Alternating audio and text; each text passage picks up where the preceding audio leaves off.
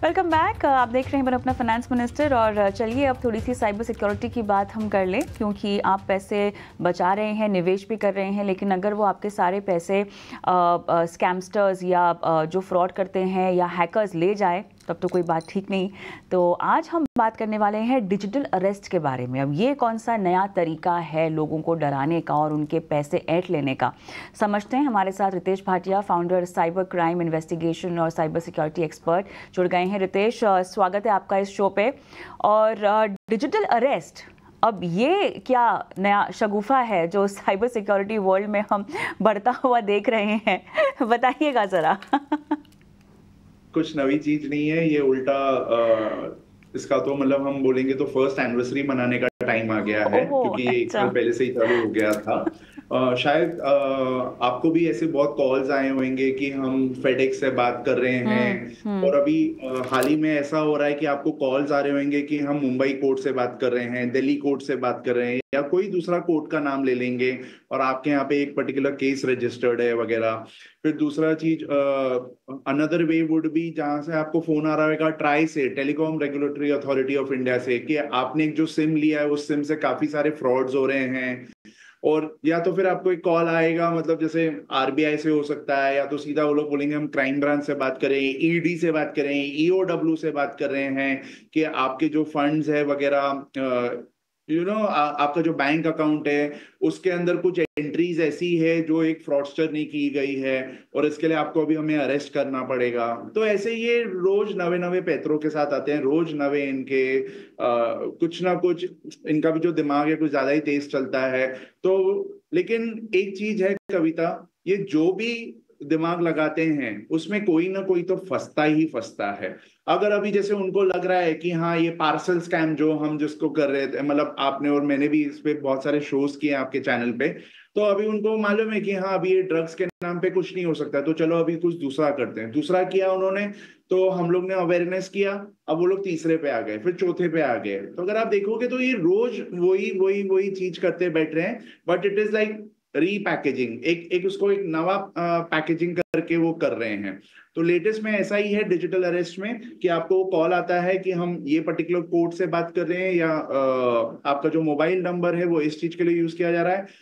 काफी सारे लोग इसमें बहुत डर भी जाते हैं, क्योंकि द मोमेंट, अच्छा पहले ये एक आईवीआर कॉल रहता है, हमको ये भी देखना पड़ेगा।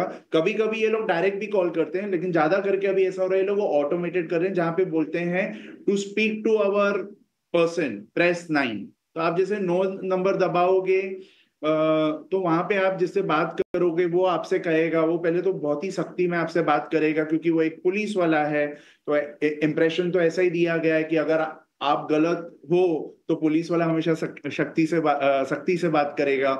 फिर उसके बाद वो कैसे रहता है, वो आपसे कहता है कि आप ये पर्टिकुलर स्काइप जैसे सॉफ्टवेयर है उसको आप डाउनलोड कीजिए, और वो आपका उसका आईडी भी ऐसे रहेगा, Mumbai crime branch police, Delhi crime branch police, या जो भी है, ऐसे करके वो आईडीज रहेंगे।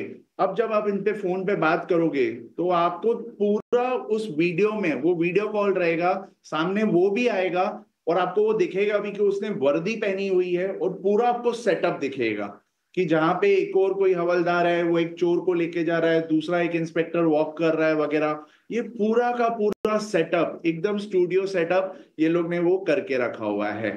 और फिर ये आपसे कहते हैं कि प्लीज आप पहले अपना दरवाजा बंद कीजिए, क्योंकि अगर आपने ये चीज के बारे में किसी को भी बताया, और वो सारे नाम्स भी ले लेते हैं, मान लीजिए आपके मदर का नाम, फादर का नाम, बच्चे का नाम, हस्बैंड का नाम, वाइफ का नाम, हर हर प्रकार के उनके पास पूरा ये इंफॉर्मेशन है, और इस इंफॉर्मेशन को वो लोग दे देते हैं और कहते हैं कि अगर आपने ऐसा कुछ किया तो हम सिर्फ आपको नहीं, ये सारे 5 जनों को हम अरेस्ट कर डालेंगे, क्योंकि कहीं ना कहीं इनके भी बैंक अकाउंट्स आपसे लिंक्ड है, तो आपने जो पैसा ट्रांसफर किया वो उस पर भी चला जाएगा। तो ऐसे में जो व्यक्ति है वो और ज्यादा घबरा जाता है, और इसी चीज को देख के वो क्या कर देता है, इसी डर से वो अपना रूम का डोर लॉक कर देता है। अभी जब वो रूम, और फिर वो इनके साथ बैठे रहता है, और ये लोग ऐसे करते हैं, वो जो नकली फर्जी पुलिस वाले हैं वो बस आपको ऐसे गुमराह करके रखते हैं, डरा के रखते हैं। वो बोलते हैं कहीं जाना नहीं है आपने, अगर आपने वॉशरूम भी जाना है तो आप अपना कैमरा ऑन करके जाओगे, आप किसी से बात नहीं करोगे, कुछ भी नहीं। तो ऐसे में इसके लिए इसको कहते हैं डिजिटल अरेस्ट। आप अरेस्टेड हो लेकिन डिजिटली।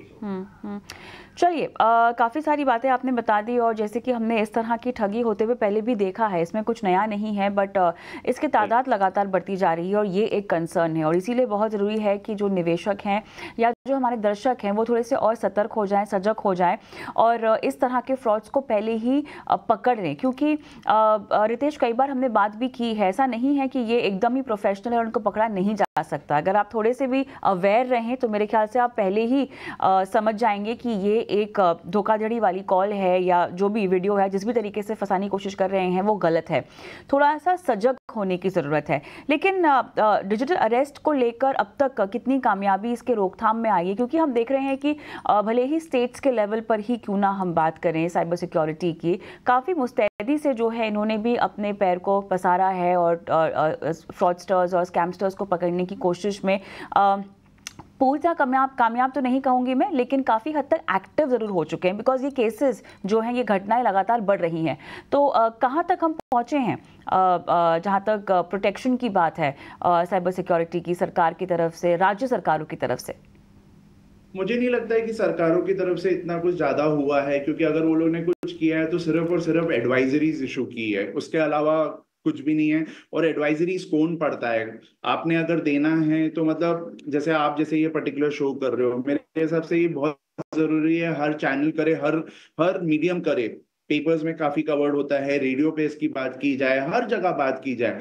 तो आई थिंक अगर फ्रॉडस्टर्स मेरे को आईवीआर कॉल से अगर डरा सकते हो और ये सारी चीजें बता सकती है, तो सरकार भी एक मतलब ऐसे एक ऑटोमेटेड कॉल सिस्टम सेट कर सकती है ना, कि अगर आपको ऐसे भी कोई भी ऐसे ऑर्गेनाइजेशन से या पुलिस से ऐसा फोन आए तो आप प्लीज घबराइए मत, ऐसे फोन को आप काट दीजिए या जो भी है और इस चीज को रिपोर्ट कर दीजिए। ऐसा कॉल मुझे नहीं आया, आई एम श्योर आपको नहीं आया, और मुझे नहीं लगता किसी को भी आया है। तो आई थिंक मतलब जब फ्रॉडस्टर्स ये सारी चीजें यूज कर पा रही है तो हमारी सरकारें क्यों नहीं कर रही है, भले फिर वो राज्य की सरकार हो या सेंटर हो।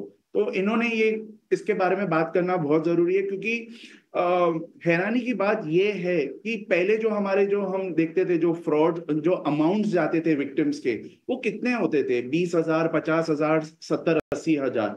कुछ सालों पहले लाखों में हम सुनने लगे थे कि लाखों में किसी के चले गए, 5 लाख, 8 लाख वगैरह। लेकिन डिजिटल अरेस्ट में मैं खुद 3 विक्टिम्स को जानता हूं, उसमें से एक विक्टिम के 12 करोड़ गए हैं, दूसरी जो लेडी है उनके 6.5 करोड़ गए हुए हैं। अभी हर कोई यही पूछना चाहता है इनके पास इतने पैसे कहां से आए हैं? ये लोग आपके साथ ऐसा कुछ कर देते हैं कि आपसे वो लोग फिर एप्स डाउनलोड करवाते हैं, बैंक से लोन बोलते हैं लेने को वगैरह। ये लोग ऐसे लोगों को टारगेट भी कर रहे हैं। बिल्कुल बिल्कुल। चलिए, तो काफ़ी क्लैरिटी कम से कम किस तरह से फंसाया जाता है इसको लेकर आपने दी दर्शकों को। बहुत बहुत धन्यवाद रितेश, हमेशा की तरह यहाँ दर्शकों का मार्गदर्शन करने के लिए। और मुझे भी आज के शो में इजाज़त दें, लेकिन जाते जाते आपको बता दें हमारा व्हाट्सएप नंबर, जहाँ पर हमें इंतज़ार रहता है आपके सवालों का। व्हाट्सएप कर सकते हैं, यूट्यूब पर देख रहे हैं तो कमेंट बॉक्स में अपने सवाल डाल दीजिए। नमस्कार।